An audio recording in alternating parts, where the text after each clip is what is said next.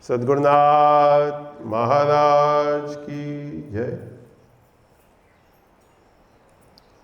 सभी का बड़े प्रेम सम्मान से हार्दिक स्वागत।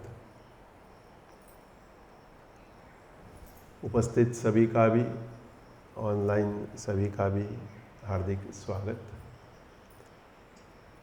गत रविवार हमने वेद पाठ का श्रवण किया और उसका आनंद कुछ दिनों तक सभी लोग, मैं मानता हूँ कि अनुभव करते रहे, क्योंकि रविवार को, सोमवार को, मंगलवार तक कम से कम कोई न कोई बोलता रहा कि बहुत अच्छा लगा, बहुत अच्छा लगा, बहुत अच्छा लगा।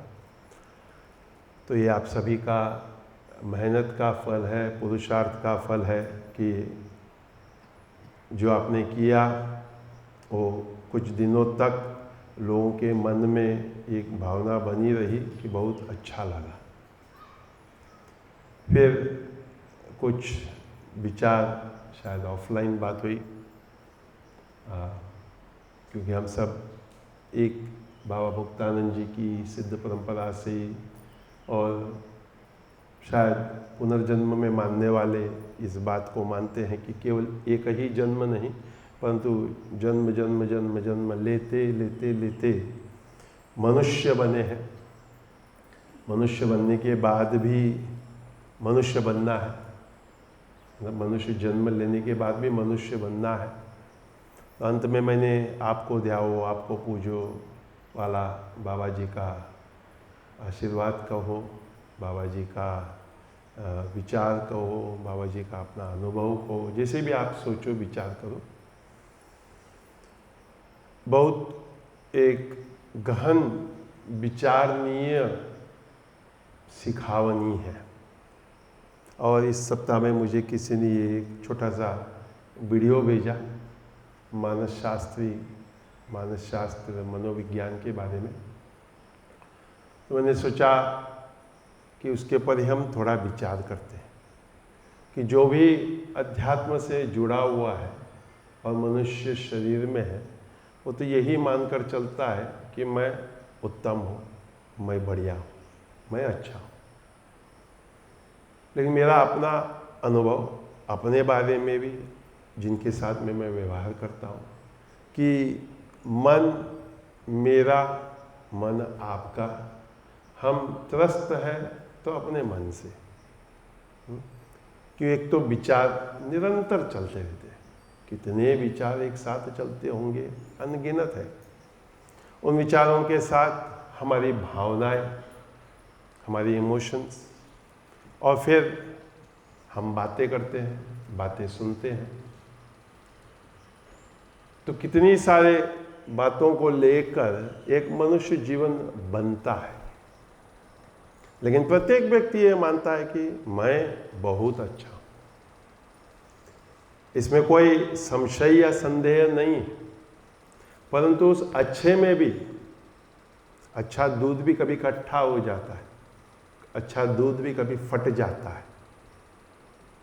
कारण हम कई दे सकते हैं, फ्रिज खराब हो गया, गर्मी हो गई, नींबू का कुछ स्पर्श हो गया, फ्रिज में टमाटर था।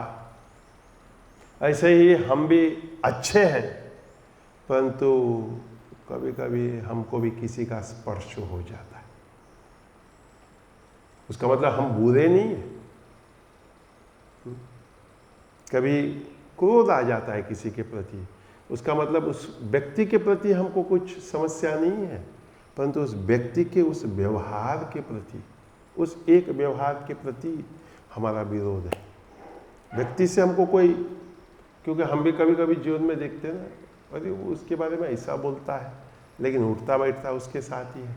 अन्य समय पर वो व्यक्ति अच्छा होता है, लेकिन कभी कभी मराठी में कहे तो उसकी सटक जाती है। उसकी सटक जाती है तो फिर ऐसा हो जाता है। विज्ञान कहता है कि कई तरह के भय है मनुष्य के पास। 5 भय उन लोग कहते हैं कि खास हमारे जीवन में है, मनुष्य जीवन की बात है यहाँ। अन्य योनियों को तो अपने को तो कुछ पता ही नहीं, क्योंकि वो हमारे जैसे बोलते नहीं, हमारे जैसे व्यक्त नहीं कर पाते हैं, तो हमको उनकी भाषा समझ नहीं आती। परंतु मनुष्य है तो हम सबसे पहले तो अन्य प्राणियों से डरते हैं। हमारे परसों सदगुरु धाम में एक फुट का सांप निकला, तो हमारे चिंतन व्यास ने तो उसको पकड़ कर उठा कर ले गया, लेकिन दूसरे जो लोग थे वो दूर दूर भाग गए कि कहीं ये सांप मेरे तरफ ना आ जाए। अभी वो सांप को भी कितना भय होगा कि मनुष्य ने मुझे स्पर्श कर लिया, मनुष्य ने मुझे पकड़ लिया, वो भी चाहता होगा कि मैं भाग जाऊं। तो लोगों से मैं कहता हूँ, आप उससे डरते हो, उससे कई गुना ज़्यादा आपसे वो डरता है। क्योंकि कहीं मैंने पढ़ा कि सबसे खतरनाक इस पृथ्वी पर है तो मनुष्य है, स्वार्थी भी है, इत्यादि इत्यादि इत्यादि सब। फिर कई लोग अंधकार से डरते हैं, कई लोग बादल, बिजली जब चमकती है, आवाज़ होता है, उससे डरते हैं। कई लोग बारिश से भी डरते हैं। बोले मुझे तुम्हारे यहाँ बारिश में नहीं आना। मैंने कहा क्यों? गीला हो जाऊंगा। अच्छा, मैंने कहा तो उल्टा है, मैं तो सोचता हूँ बारिश में गीला होने का आनंद अलग है। बोले नहीं, कीचड़ भी है तुम्हारे इधर। मतलब किस किस तरह के भय मनुष्य के पास है। कोई आया था अभी कुछ महीने पहले, बोले छिपकली है कमरे में। तो मैंने कहा तो? बोले नहीं, हमारे घर में छिपकली नहीं है। मतलब आधुनिक घर में ऐसा सब होता होगा। किसी को खून दिखता है, अस्पताल में आप उसको लेके जाओ, थोड़ा सा खून दिखता है तो वो बेहोश हो जाता है। अपना खून नहीं, दूसरे किसी का खून। किसी को इंजेक्शन से भय होता है। मतलब बहुत सारी बातों को लेकर हम सोच सकते हैं, विचार कर सकते हैं। कईयों को आप ऊंचाई पर ले जाओ, हाइट्स, और उसको बोला मैं नीचे देख, बोले नहीं देखूंगा, क्योंकि अंदर कुछ हो जाता है। कुछ प्लेन में जाता ही नहीं, तो मैं पूछा क्यों? बोले डर लगता है, प्लेन गिर गया तो बोला कैसे जाते हो? बोले ट्रेन में जाते हैं। तो बोला मतलब ट्रेन का एक्सीडेंट नहीं होगा?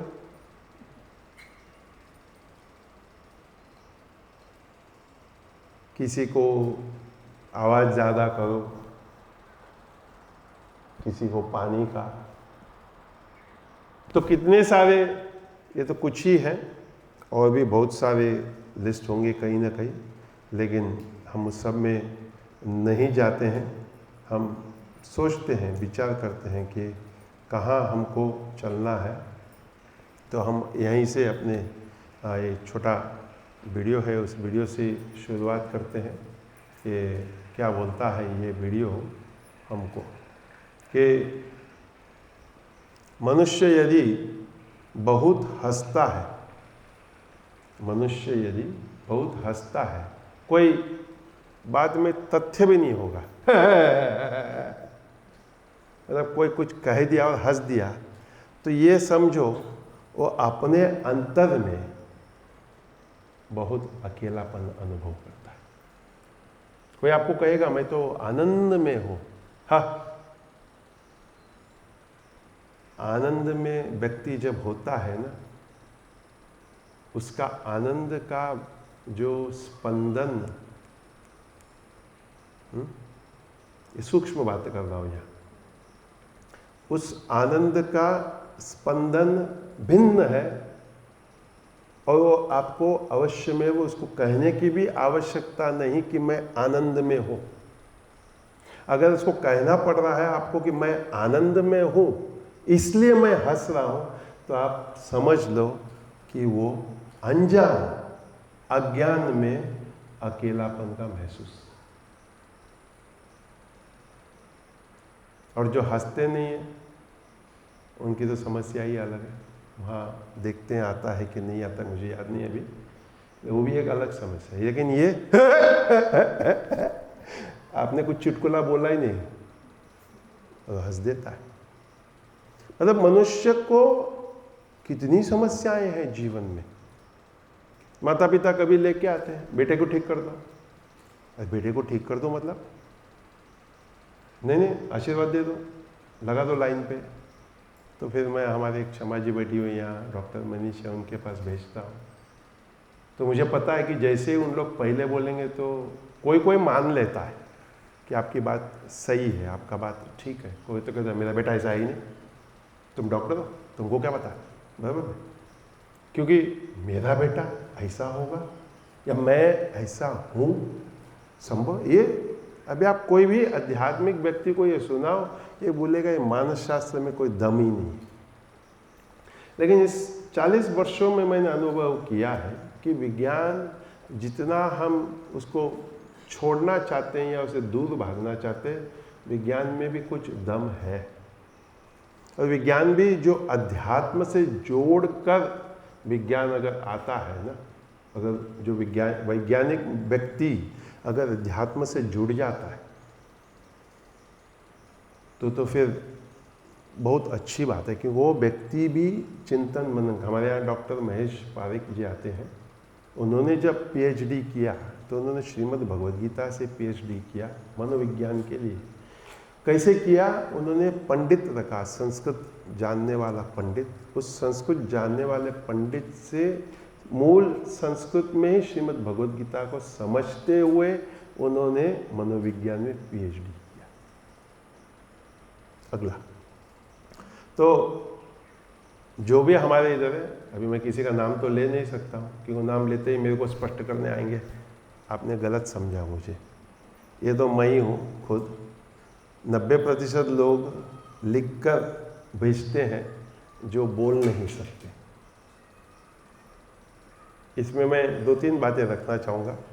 एक तो लिखकर भेजने में स्पष्टीकरण हो जाता है, क्योंकि आपने क्या सोचा वो आपको स्पष्ट लिखना पड़ेगा। मतलब आप क्या सोच रहे हो आपको स्पष्ट लिखना पड़ेगा, और आपने क्या सोचा, आपने क्या लिखा, कम से कम उस सामने वाले व्यक्ति को स्पष्ट आपका संदेश जाएगा। अगर आपके भावना को समझेगा कि नहीं समझेगा इसका कोई गारंटी नहीं है, और आपने जिस भाव से जिन शब्दों को स्पष्ट किया है वो वैसे ही समझेगा या समझेगी, क्योंकि उस वक्त उसका मन किधर। मेरे साथ ऐसे आश्रम में बहुत बार हो जाता है, कभी मैं कुछ करता ही नहीं, कभी हो जाता है कुछ। वो व्यक्ति कहाँ होता है, मैंने क्या कहा, उसने किस तरह से मुझे सुना, फिर सप्ताह 10 दिन 15 दिन महीना 2 महीना निकल जाता है कि वो रूठ जाता है, रूठ जाती है। तुमने ऐसे कैसे कहा, वो भी उसके सामने। तुम मुझे समझते क्या हो। और करते करते करते जीवन कितना निकल जाता है। कल को मैं मर गया तो मतलब मरने वाले हैं हम। और इसमें ऐसा भी मैं लोगों से कभी कहता हूँ कि लिख दो, भेजो मत।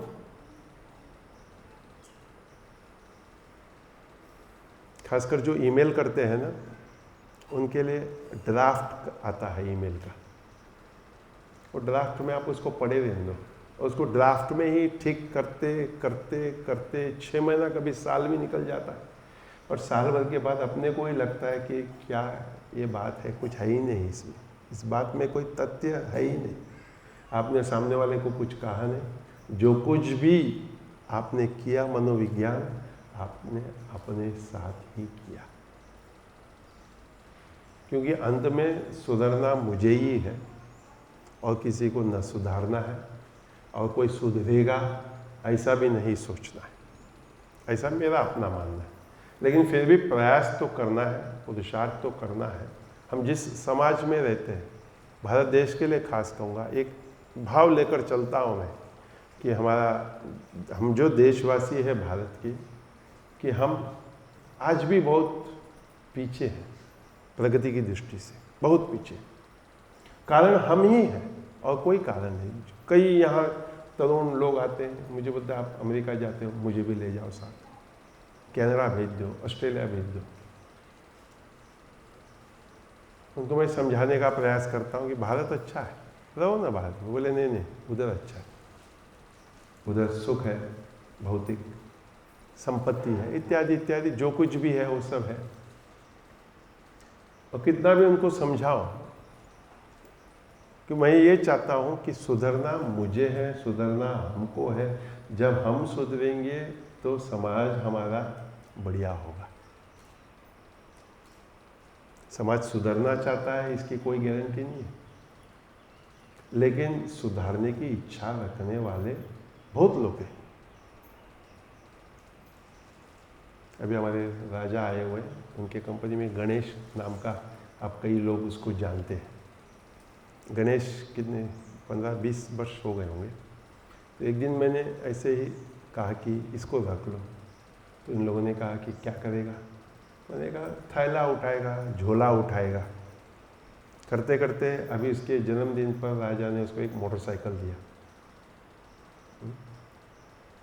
तरक्की हुई कि नहीं उसकी 15-20 वर्ष में। लेकिन मुख्य बात है कि उसने अपने मन में ये सोचा कि मुझे अपना तरक्की करना है। कुछ दिन पूर्व ही आनंद से मैंने बात किया। मैंने कहा जो भी व्यक्ति हमारे आश्रम में इस परिसर में आना चाहता है उसका स्वागत है।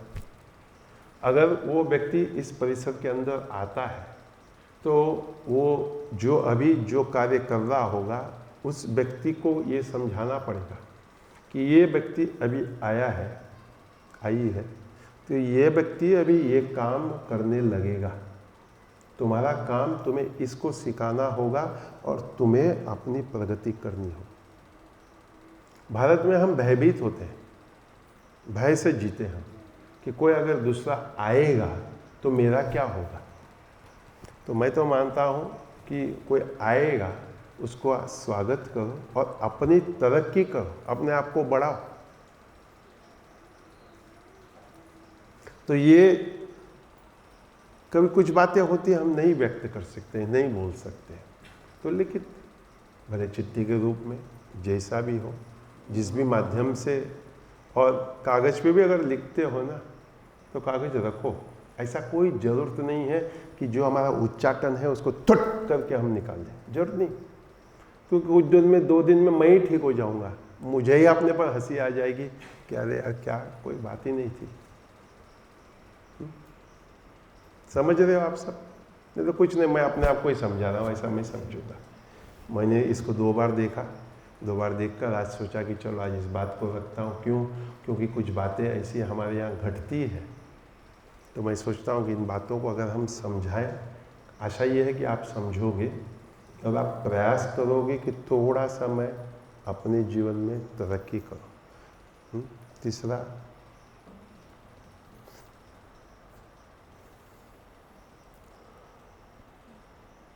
तो पहला हो गया हंसना, दूसरा हो गया ये लिखना, और तीसरा ये समस्या शायद थोड़ी बहुत हमारे इधर है कि जो सोते रहता है वो कहीं ना कहीं अपने अंतर में दुखी है। क्यों? क्योंकि जो ये वास्तविक परिस्थिति है ना, इस परिस्थिति के साथ मुझे झेलना पड़ेगा। और सोने के कई तरह से हम सोते हैं, गोली लेकर सोते हैं, खाकर सोते हैं, दारू पीकर सोते हैं, और भी कुछ होंगे, हाँ मुझे नहीं पता, ये 2-4 बातें तो है। आलस, उत्साह, उमंग होना चाहिए, मैं मानता हूँ। अगर मेरी निद्रा मुझसे नहीं छूटती है तो उसका कारण मुझे ढूंढना चाहिए कि क्यों मुझे हर क्षण निद्रा आती है, कि जीवन में उत्साह क्यों नहीं, उमंग क्यों नहीं, क्या ऐसी बात है कि मैं शैया मुझे कुंभकर्ण तो अब है ही नहीं। अगर है तो विचार कर लो। ये आधुनिक समाज की एक बहुत बड़ी समस्या है। हम बहुत विलंब से सोते हैं, बहुत विलंब से उठते हैं। आप पशु को भी देखो तो पशु सूर्यास्त के कुछ समय बाद सो जाता है, सूर्य उदय के आसपास उठ जाता है। पशु की बात करता, तो मनुष्य के लिए तो शास्त्र यही कहता है ना कि सो जाओ। और जितने भी आप सुबह जो उठ नहीं पाते हो ना, आप कारण पूछो, आप 9 और 10 के बीच में सो जाओ तो 4 बजे मैं आपको गारंटी के साथ, अगर आपने रात को केवल खिचड़ी खाई है तो आप 4 बजे बिना कुछ श्रम किए उठ जाओगे।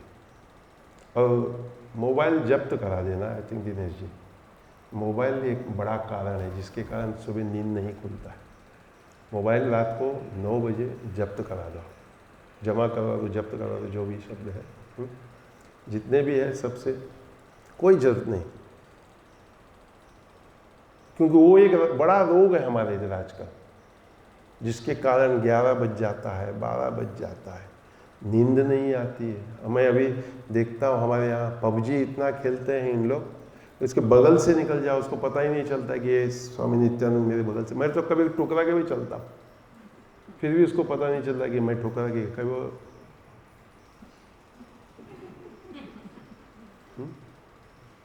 ऐसे व्यक्ति कहाँ उठेगा। और देखो जितने भी हमारे ये सब वीडियो गेम खेलने वाले हैं, किसी के मुख पर हंसी, सुखी, खुशी है नहीं, ऐसे ही है सब मुर्दे जैसे। देखते हो ना आप लोग भी देखो अपने आप को, जितने भी पबजी वाले, वेद गाने वाले को देखो आप, कीर्तन करने वाले को देखो,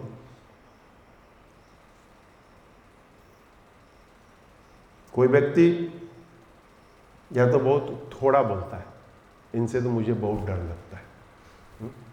जो नहीं बोलते हैं इन लोगों से मुझे बहुत डर लगता है, क्योंकि वो अंदर वास्तव में मेरे बारे में क्या सोच रहा होगा। या इतना जल्दी बोलते थे, आप में भी मैं क्या बोला, समझा? इतना जल्दी बोल दिया,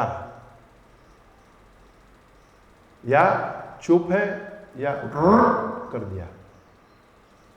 क्योंकि जो व्यक्ति बोलता है, स्पष्ट है, कोई भय नहीं है बोलने के लिए, वो काहे को चुप रहेगा। और क्यों?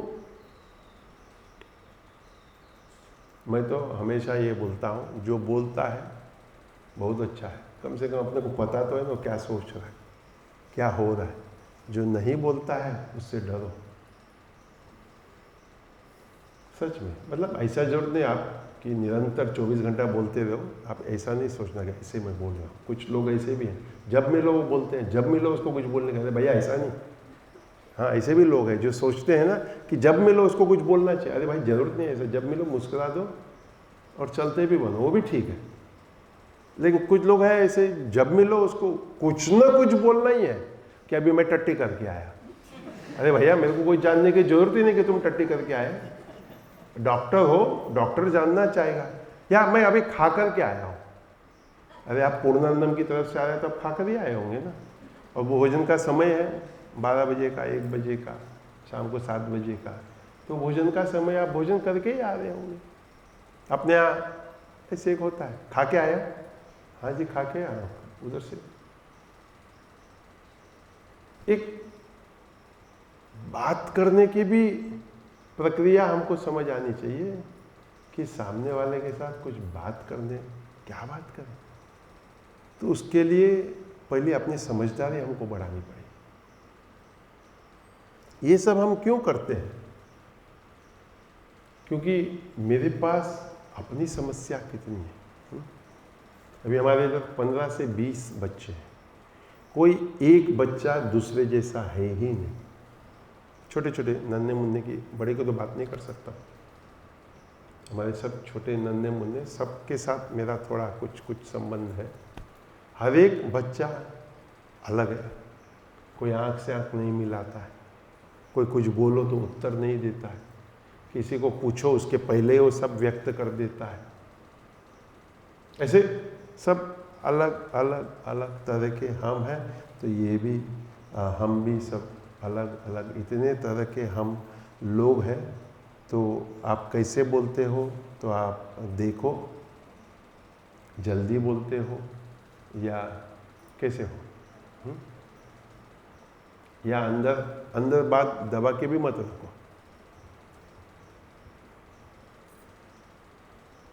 वो भी ब्लड प्रेशर और स्ट्रेस जो आज की बीमारी है ना, ये वही कारण है।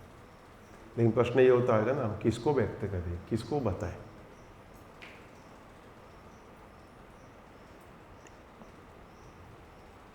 अब ये एक विचार करने जैसा है कि जो व्यक्ति हमारा सबसे उत्तम स्वभाव और जो व्यक्ति हमको बलवान बनाता है वो हमारे एक कमी का कारण भी हो सकता है। क्यों? क्योंकि हम सदैव फिर उस व्यक्ति के ऊपर निर्भर होंगे। क्योंकि आत्मबल जो है ना हमारा अपना, हम सबके अंदर एक बल है, हम सबके अंदर एक ताकत है। उस ताकत, उस बल के लिए अगर हमको किसी और की आवश्यकता पड़ती है मेरे अपने बल को जागृत करने के लिए, मेरे पास भी मेरा अपना बल होना चाहिए ना। हमेशा ही मैं कहूँ कि भाई तू चल साथ में, कि तू होगा। कभी हम पत्नी को लेकर चलते, कभी हम पति को लेकर चलते हैं, क्योंकि हमको पता ही नहीं चलता कि मैं क्या बोलूं। कभी हम मित्र को लेकर चलते हैं। तो कम से कम मैं अपने आप में इतना बलवान बन जाऊं। सोचिए, विचार कीजिए कि मुझे और किसी की जरूरत नहीं है। इसके लिए हमारा शास्त्र, हमारे महर्षि सब कहते हैं कि कभी कभी अकेले समय बिताओ। ध्यान जो है हमारे यहाँ संध्या जो आप लोग नहीं करते हो, धीरे धीरे धीरे बंद हो गया। कल से पुनः मैं चाहूँगा कि आप सब 5:30 बजे, 5:30 से पहले ही आपको पहुँचना हो। ये समय मेरा अपना समय है। जब मैं जप करता हूँ, जब मैं बैठता हूँ, चाहे मुद्रा करता हूँ, प्रदक्षिणा करता हूँ, कुछ करता हूँ, उन आधे घंटे में मुझे अपना ज्ञान होता है। क्योंकि हमको लगता है कि मैं भगवान के लिए कुछ करना, वास्तव में उनके लिए हमको क्या करना है। उन्होंने हमको बनाया है, हम उनकी छवि में रहते हैं। ममैवांशो जीवलोके जीवभूत सनातन। इस श्लोक को अगर हम समझते हैं कि मैं उसका ही अंश हूँ, उसके होने के कारण मैं हूँ, और मुझे ये प्रयास करना है कि मुझे वैसे बनना है, तो इसके लिए सबसे पहले मेरे क्या गुण लक्षण है ये मुझे समझना पड़ेगा। मैं क्या हूं? मेरा आत्मबल,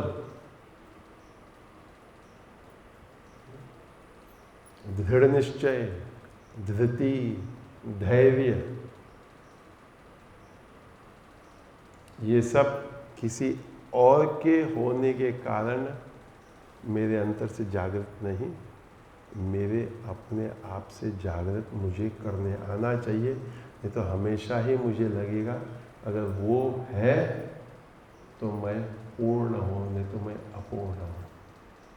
इसका अर्थ मैं इस तरह से लगाता हूँ, मनोविज्ञान बाकी विचार करने वाले और भी कर सकते हैं कि क्या है इस विचार के पीछे, क्योंकि कोई इसको नकारात्मक से भी ले सकता है। अभी आपने जो कीर्तन किया, नृत्य किया, कीर्तन किया, नृत्य किया, इससे हमारा जो चिंता है, भय है, दुख है, ये दूर हो जाता है। कम से कम पौन घंटा, 1 घंटा अगर संगीतकार अच्छे हो, हमारे साथी गाने वाले अच्छे हो। नृत्य में भी आप देखते हो कि बहुत विचित्र, कोई कोई नृत्य ऐसे करता है कि साथ नहीं नृत्य करता है, वो अपना अलग ही करता है, अलग ही करती हैं। मैं तो मानता हूँ साथ नृत्य करने को सीखो। साथ हमारे यहाँ 3 तो कम से कम सर्कल चलती है। एक हमारे शारदा प्रभा वालों की, एक थोड़ी गति वालों को, एक कम गति वालों की।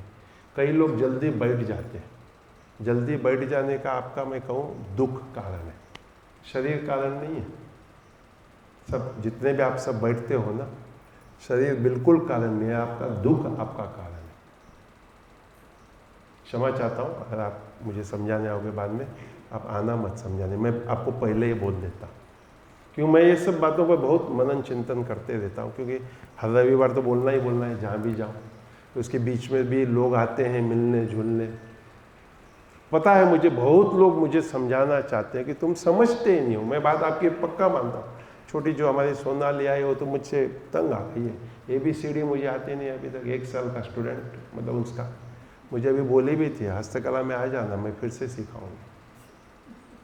तो ऐसे भी टीचर हैं मेरे जो मुझसे तंग है कि 1 to 100 तुमको अभी तक गिनने नहीं आता, 1 साल हो गया। ऐसे आप लोग भी होंगे कहीं कि स्वामी नित्यानंद 40 साल हो गया तुमको अभी तक कुछ समझा ही नहीं। बात आपकी सच है, लेकिन मैं आपकी बात समझना ही नहीं चाहता हूं तो मैं क्या करूं? एक बात शायद 2-3 साल पहले मैंने कहा, आप मुझे हरा ही नहीं सकते हो। याद है आपको? क्यों? मैं जीतना ही नहीं चाहता हूं। जब मैं जीतना ही नहीं चाहता हूं तो आप मुझे हरा ही कैसे सकते हो?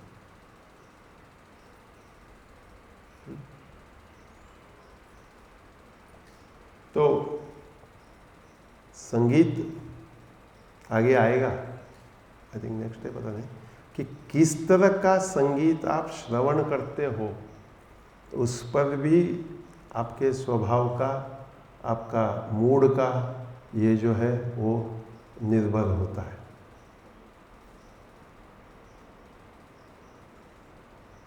स्वामी करुणानंद जी को ये पसंद आएगा नहीं?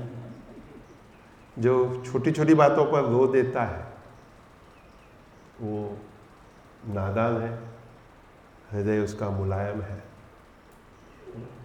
हमारे भारत में तो कहते हैं कि ऐसा नहीं होना चाहिए, कि जल्दी जल्दी रोना नहीं चाहिए। लेकिन मैं मानता हूँ कि 2 कारण होते हैं। कभी कभी हम इसलिए भी रोते हैं कि कभी मेरे पास इतना दुख भरा होता है, ये भी बात है। लेकिन कभी कभी ऐसा भी होता है मेरे पास दुख भरा होता है, कोई ऐसी परिस्थिति अगर मुझे मिल जाए ना तो उस परिस्थिति में भी मैं रो देता हूँ। ये भी बात सत्य है कि अगर कोई मृदु स्वभाव का हो, जो नादान हो, तो व्यक्ति झट से रो देता है। और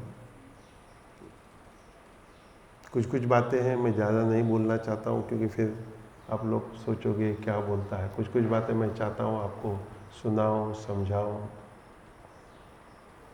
संगीत, किस तरह की आप संगीत को सुनते हो, दृष्टिकोण आपका विश्व के प्रति, सृष्टि के प्रति, संगीत के सुनने के अनुसार आपकी दृष्टि बन जाती है। बाबा जी उदाहरण दिया करते थे कि शास्त्रीय संगीत किसी भी परंपरा के आप सुनो तो वो आपको अच्छा बनाता है। और उन्होंने उदाहरण दिया कि वृक्ष रखो आप और उस कमरे में अलग अलग तरह के संगीत लगाओ। मतलब एक वृक्ष एक कमरे में रखो, वहाँ शास्त्रीय संगीत लगाओ। दूसरा वृक्ष दूसरे कमरे में रखो, वहाँ दूसरी तरह के संगीत लगाओ। विश्व में कई तरह के संगीत हैं और कुछ संगीत ऐसे हैं कि आपको वास्तव में अच्छा लगता है लेकिन दिमाग को पागल कर देता है, मन को पागल कर देता है। लेकिन व्यक्ति को, क्योंकि तामसिक वृत्ति का व्यक्ति होता है ना, उसको लगता है वाह मज़ा आ गया, परंतु वास्तव में उसको मज़ा नहीं आया है। वो केवल उसके जो जिस तरह की उसकी अपनी प्रकृति है या स्वभाव है, उस तरह की वो संगीत है। वो 2 तरह के लोग मिल गए, संगीत और वो, तो लगता वाह मज़ा आ गया। परंतु वही व्यक्ति समाज के लिए हानिकारक आगे जाकर बनता है। 2 साल, 5 साल, 10 साल, 20 साल लगता है। हमारे समाज में हम में से ही लोग हानिकारक बनते। समाज किसी और से गलत या खराब या ऐसा नहीं होता है, हम लोगों के कारण। तो मेरा अपना एक यह प्रयास, ये पुरुषार्थ शांति मंदिर के माध्यम से, विद्यालय के माध्यम से, पुनर्नवा के माध्यम से, हस्तकला के माध्यम से, कि हम हमारे इस समाज को अच्छा बनाएं। कितना सफल हूँ नहीं हूँ इसके बारे में बहुत कह नहीं सकते, लेकिन संभव है इतना मैं मानता हूँ। लेकिन हम सबको मिलकर, जितने भी हम एक दूसरे को जानते हैं ना, हमको यह करना होगा। नहीं तो अकेला व्यक्ति क्या करेगा?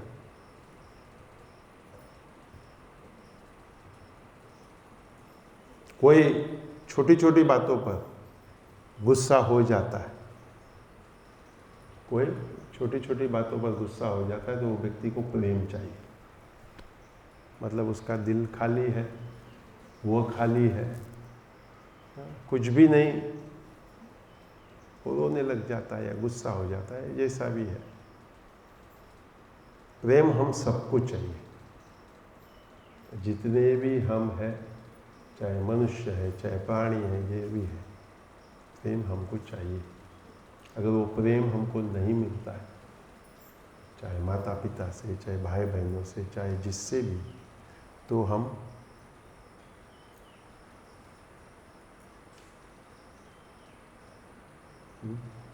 क्या होते हैं?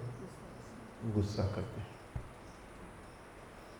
ऐसे नहीं समझना कि कोई बड़ा हम पर गुस्सा करता है, अगर निरंतर गुस्सा करता है तो हाँ, इसमें कुछ हो सकता है समस्या। परंतु कभी कभी परिस्थिति अनुसार गुस्सा करता है, तो आप नहीं सोचना कि वो बड़े को भी प्रेम चाहिए। नहीं तो आप इसका अर्थ गलत भी लगा सकते हो कि मैं भी कभी कभी गुस्सा करता हूँ, तो आप सोचोगे मुझे प्रेम चाहिए। नहीं नहीं, मुझे प्रेम नहीं चाहिए, मैं प्रेम काफ़ी है अपने जीवन में। तो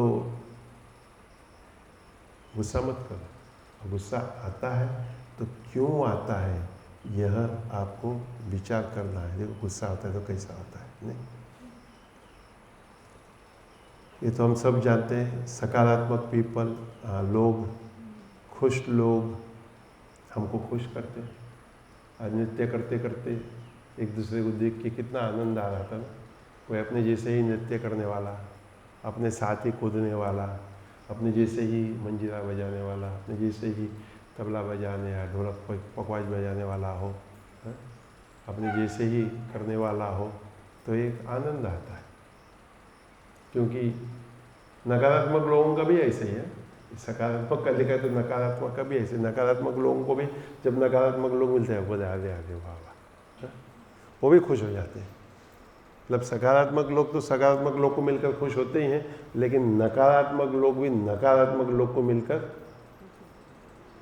वो तो शायद हमसे ज़्यादा खुश होते हैं। ऐसा मैं मानता हूँ, जो मेरा अनुभव है कि नकारात्मक लोगों को नकारात्मक उनके जैसे विचार करने वाले जब मिलते हैं, इतना प्रसन्न हो जाते हैं कि आप उसका हालत अपने दुनिया में देखते ही, युद्ध हो जाता है, आज कोरोना हो गया है,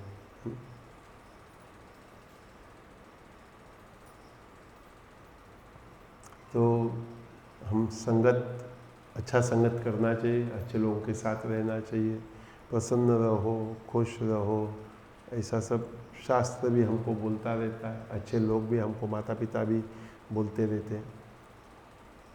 कोई रो नहीं सकता है तो उसको लगता है मैं बलवान हूँ।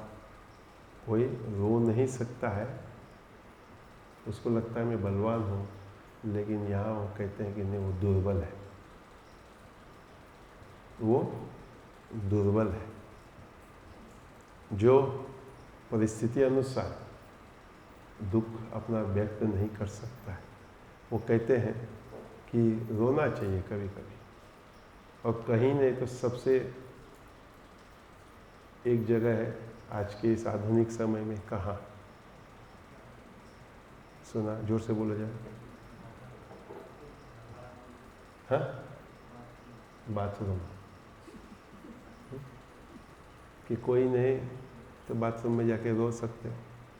मैं तो ये कहता हूँ, प्रकृति बहुत सुंदर जगह है रोने के लिए। भारत में तो कम मिलता है, शहरों में विशेषकर। हमारे यहाँ मगध में अच्छा है, आश्रम में घूमो, अकेले जाकर कोई एक मंदिर, कोई एक पेड़, कभी गाय के पास चले जाओ, कभी ऐसे ही कोई बेंच। लेकिन उस समय फिर पबजी मत खेलना, हाँ? क्योंकि वो आपको और दुख की गहराई में ले जाएगा। गलत काम उस समय अगर आप करोगे दुख में, तो वो दुख आपको और दुख की गहराई में ले जाएगा। उस दुख से हमको निकल कर आना है। इसके लिए जो रोने के लिए कहते हैं ना, रोने के लिए इसके लिए कहते हैं कि वो जो भी है उसको, जैसे हम कुछ गिर जाता है ना, तो उसको हम कैसे झटक देते हैं, ऐसा नहीं, हम दरी को झटक देते हैं, कपड़े को झटक देते हैं। हमने सूखा हुआ कपड़ा जब उतारते हैं हम उसको, अभी तो मालूम नहीं आजकल, लेकिन पुराने समय में देखता था मैं कि माताएं झटक देती कि दिन भर का उस पर धूल कीड़ा कचरा जो भी पड़ा होगा वो झटक देती। तो ऐसे ही जो अंतर का जो दुख है, कीर्तन सबसे बढ़िया मैं मानता हूँ। कीर्तन में आप कहोगे मैं भावुक हो गया और मेरा दुख निकल गया। और दुख निकालना चाहिए, दबा कर मत रखो, लेकिन गुस्से में भी मत निकालना दुख।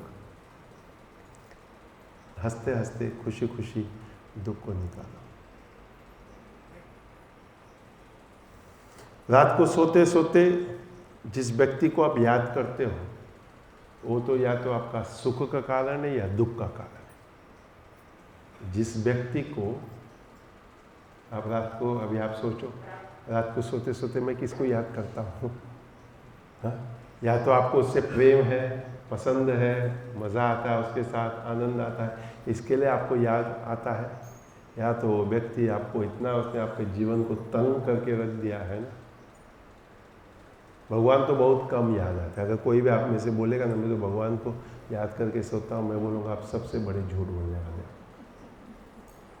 भगवान तो बहुत अंत में, जब इन महापुरुषों की परिस्थिति में हम आएंगे, तब जाकर हमको भगवान याद है। हम भले श्लोक बोलते होंगे, प्रार्थना बोलते होंगे, वो मैं ना नहीं बोलूँगा कि आप सोते सोते प्रार्थना बोलते होंगे, जो भी श्लोक पाठ होगा वो बोलते होंगे, लेकिन आप देखो श्लोक बोलते हुए, प्रार्थना बोलते हुए याद कौन आता है?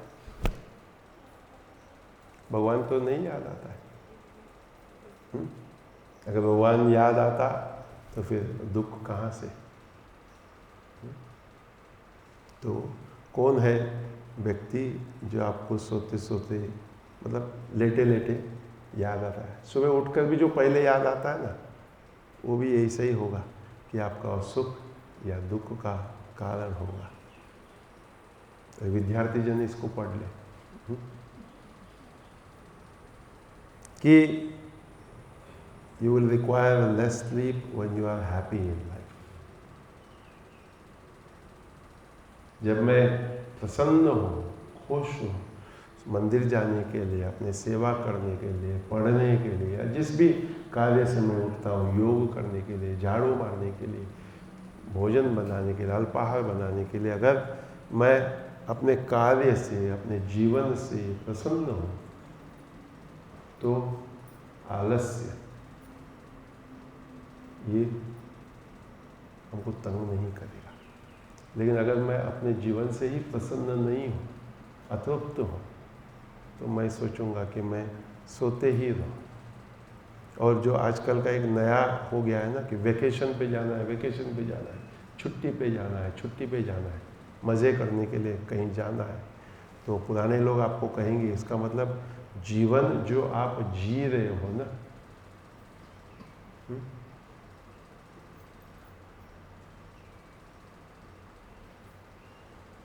बच्चे हंस रहे हैं, वेकेशन पे जाना है या वेकेशन से आना है, छुट्टी छुट्टी छुट्टी, ये बहुत छोटे से हमको ये सब बातों को समझना है।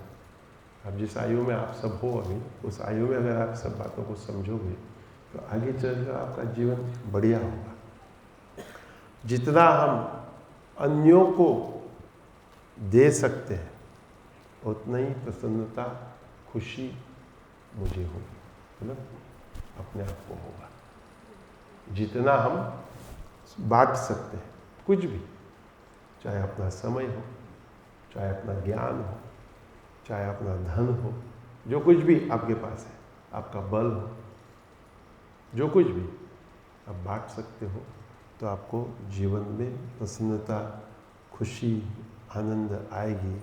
क्योंकि आपको ये पता चलेगा कि आपकी वजह, आपके कारण किसी और का जीवन भी अच्छा हो रहा है।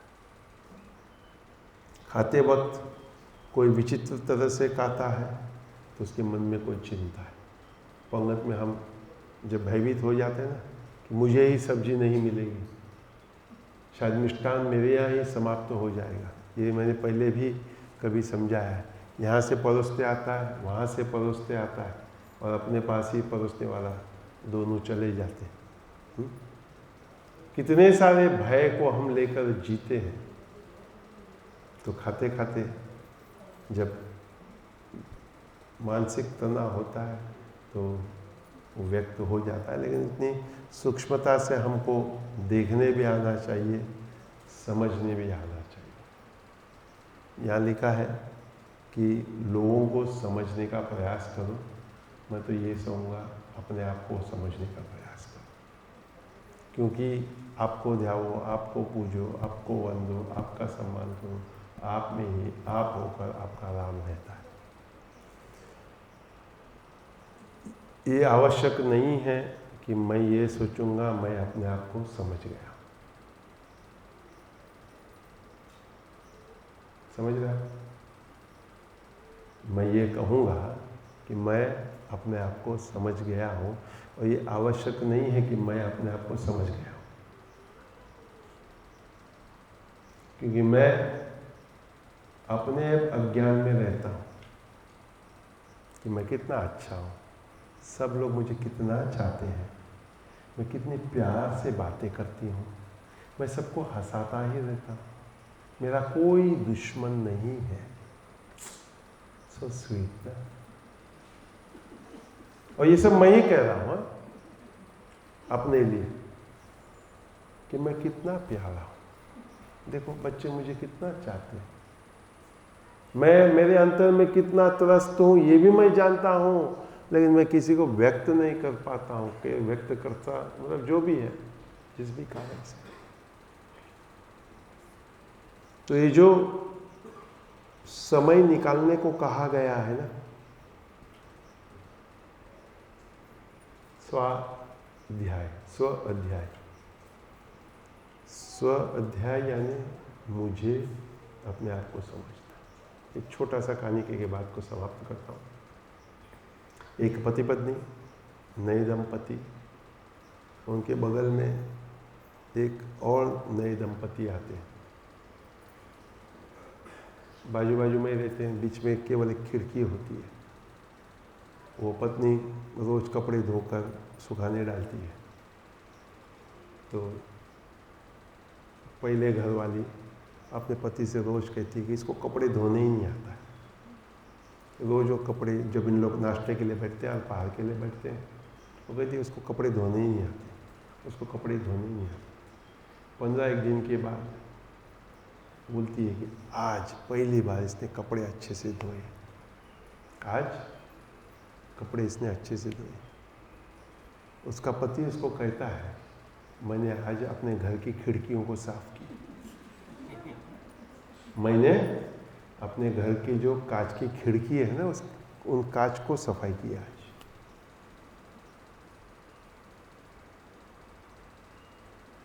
इतना ही कहते हुए वाणी को विराम देता हूँ। कथा को आप जैसे समझते हो आप समझो।